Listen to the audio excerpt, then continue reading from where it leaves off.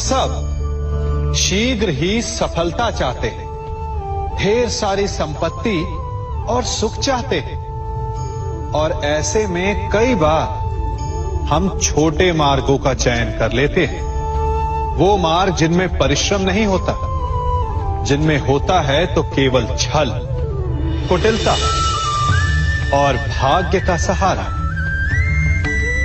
जैसे कि जुआ। कोई जुए के खेल में धन लगाता है, कोई दांव लगाता है, और ये भूल जाता है कि जुआ ऐसा दलदल है कि जिसमें एक बार गिरे तो सर्वनाश से पहले निकलना असंभव है। यदि आप जीते तो और जीतने की भूख बढ़ जाएगी, और यदि आप कुछ हार बैठे तो उसे पुनः पाने के लिए आप फिर से खेलेंगे। मनुष्य को ये आभास ही नहीं होता कि अपनी संपत्ति के साथ साथ वो अपनी मानवता, अपने संस्कार, अपना धर्म और अपना उत्तरदायित्व तक सभी जुए की भेंट चढ़ा देता है। इसलिए कुछ पाना है तो परिश्रम से पाओ। यदि कुछ जुए में जीता तो वो उतना शीघ्र ही खो दोगे, चूंकि उसे परिश्रम से पाया नहीं गया है, और उसकी रक्षा करने के लिए आपके मन में स्वाभाविक प्रयास भी नहीं होंगे। क्षमा बढ़न को चाहिए, छुट्टन को उत्पाद। क्षमा इस संसार में शांति का, सुख का मूल आधार है।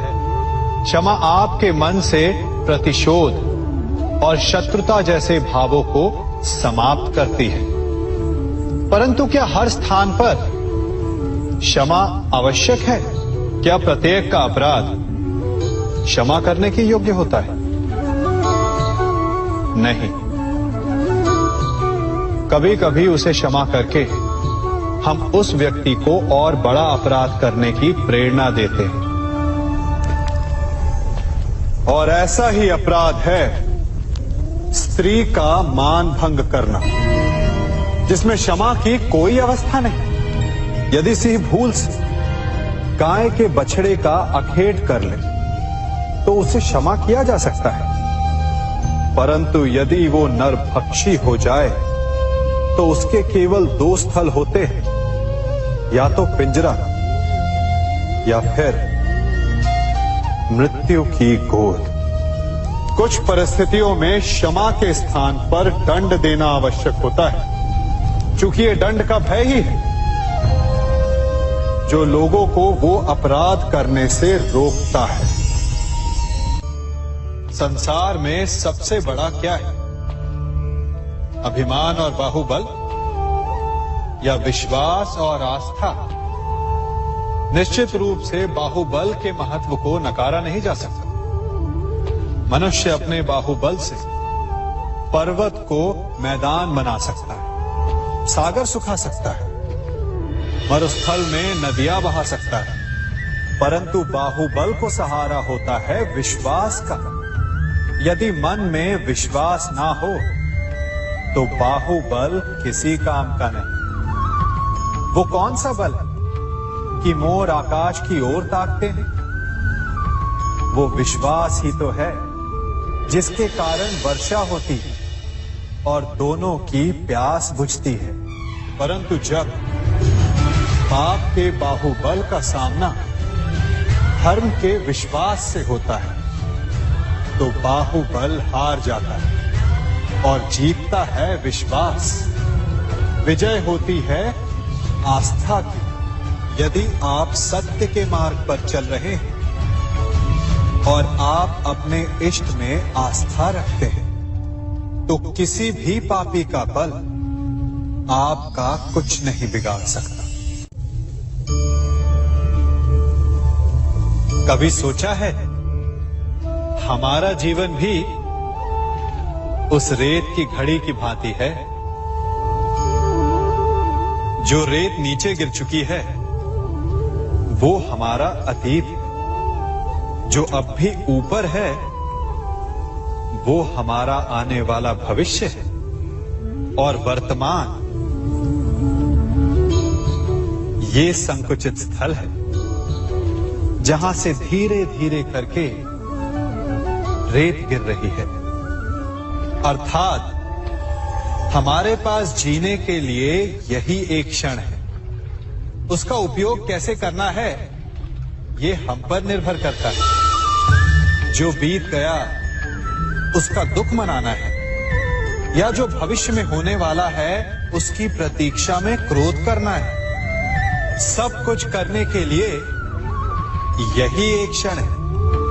प्रसन्न रहना है तो उसके लिए भी यही एक पल है।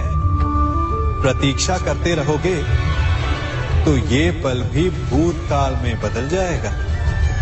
इसलिए आनंद के लिए, परोपकार के लिए प्रतीक्षा ना कीजिए। आपके पास जो पल है उनका भरपूर सदुपयोग कीजिए, क्योंकि इस घड़ी को पलटकर आप फिर से समय अवश्य गिन सकते हैं, परंतु अपना बीता हुआ समय आप वापस नहीं लौटा पाएंगे।